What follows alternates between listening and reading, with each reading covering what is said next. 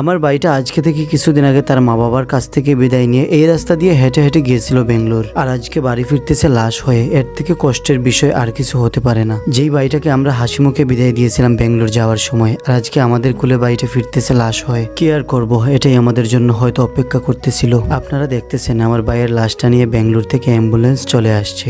আমরা সবাই অনেক চেষ্টা করেছিলাম আমাদের ভাইটাকে বাঁচানোর জন্য। হয়তো আল্লাহ তার রিজেকে এতদিনেরই দিয়েছিলেন, সেজন্য হয়তো আমরা আমাদের ভাইটাকে আর বাঁচাতে পারলাম না। আর এখানে আপনারা দেখতেছেন আমাদের সবাই এখানে দাঁড়িয়ে আছি আমাদের ভাইটাকে একবার দেখার জন্য। আর অ্যাকচুয়ালি গাইজ এই ভিডিওর ভয়েসটা দিতে অনেক কষ্ট হইতেছে, কারণ এই ভিডিওটা দেখার পর কলেজে একদম ফেটে যায়, সহ্য করতে পারি না। দেখতে পারতেছো গাইজ অ্যাম্বুলেন্স খোলা হয়ে গেছে, আর এখানে যাদেরকে দেখতে পারতেছো এরাও আমার আরো দুইটা ভাই। অ্যাকচুয়ালি গাইজ আমার বেঙ্গলোর থেকে 3টা ভাই এই ভাইটাকে নিয়ে আসছে। কখনো ভাবি নাই গাইজ আমার এই ভাইটা আমাদেরকে ছেড়ে এত তাড়াতাড়ি চলে যাবে, আর এত তাড়াতাড়ি চলে যাবেটা কখনো মন থেকে মানতে পারতেছি না। আর এখানে দেখতে পারতেছো আমার যেই ভাইটা মারা গেছে ওর আপন ছোট ভাই দেখতে পারতেছো একদম পাগল হয়ে গেছে। কিভাবে সহ্য করবে গাইজ আপনারা বলেন? যেই ভাইয়ের সাথে এক সপ্তাহ আগে রুমের মধ্যে বেঙ্গলোর ঘুমাইছিল, আর আজকে সেই ভাইটা আমাদের থেকে চিরবিদায় নিয়ে অনেক দূরে চলে গেল। আর আমার সামনে আপনারা যেই ভাইটাকে দেখতে পারতেছো ও হলো যে মারা গেছে তার আপন বড় ভাই। কি বলবো গাইজ, একদম কালকে থেকে পুরো পাগল হয়ে গেছে।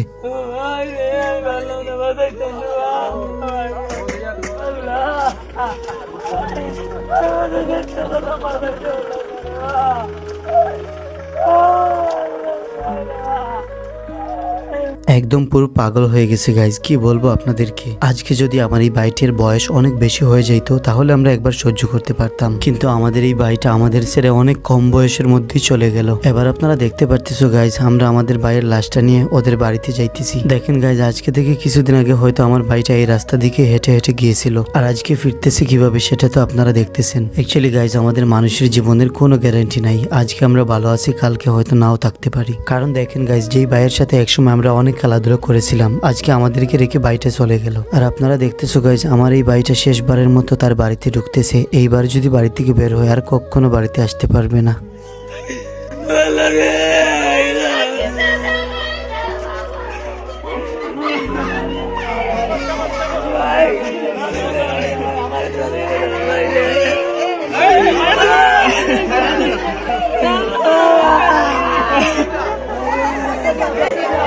দেখতে পারতেছো গাইজ আমাদের বাড়ির সবাই একদম পাগল হয়ে গেছে। আমি কি বলবো আপনাদেরকে, আমাদের আশেপাশে যারা ছিল তারাও সবাই এর জন্য কান্না করতেছে। তার মা বাবা তাকে যেইভাবে বিদায় দিয়েছিল তারা কখনো হয়তো ভাবে নাই তাদের ছেলে তাদের কোলে এইভাবে ফিরে আসবে। আমার এই ভাইটার ছোট্ট একটা বাচ্চা রয়েছে, বড় জোর ওর বয়স হলে 6 মাসের বেশি হবে না। আজকে এই ছোট বাচ্চাটা এত অল্প বয়সের মধ্যে ওর বাবাকে হারাইলো, এত অল্প বয়সের মধ্যে এতিম হয়ে গেল। আজকে এই ছোট বাচ্চাটা বাবা বলে একবার ডাকতে পারলো না, তার আগেই তার বাবা চলে গেল। তার বাবার চেহারাটাও হয়তো তার একদিন মনে থাকবে না, এত অল্প বয়সে তার বাবাকে হারিয়ে ফেললো। আপনারা সবাই আমার এই ভাইটার জন্য দোয়া করবেন, আল্লাহ যেন আমার ভাইটিকে জান্নাতুল ফেরদাউস নসিব করেন। আর তার ছোট বাচ্চাটার জন্য আপনারা দোয়া করবেন, তার পুরো ফ্যামিলিটার জন্য দোয়া করবেন গাইজ। একদম সবাই পুরো পাগল হয়ে গেছে, আল্লাহ যাতে সবাইকে আমাদের ধৈর্য ধারণ করার তৌফিক দান করেন। এখানে আপনারা অনেক মানুষকে দেখতে পারতেছো, সবাই একদম নিস্তব্ধ হয়ে গেছে আমার এই ভাইয়ের জন্য। তো যাই হোক গাইজ কি আর করবো, আমরাও তার কিছু করতে পারবো না। আল্লাহর যা ভালো মনে হয়েছে আল্লাহ তাই করেছেন। এখানে আমাদের ভাইয়ের গোসল দেওয়া কমপ্লিট হয়ে গেছে, এবার আমরা চলে যাব জানাজা পড়ার জন্য। কারণ গাইজ বাড়িতে যতক্ষণ ওরা দেখতেছে অত কান্না বেশি করতেছে,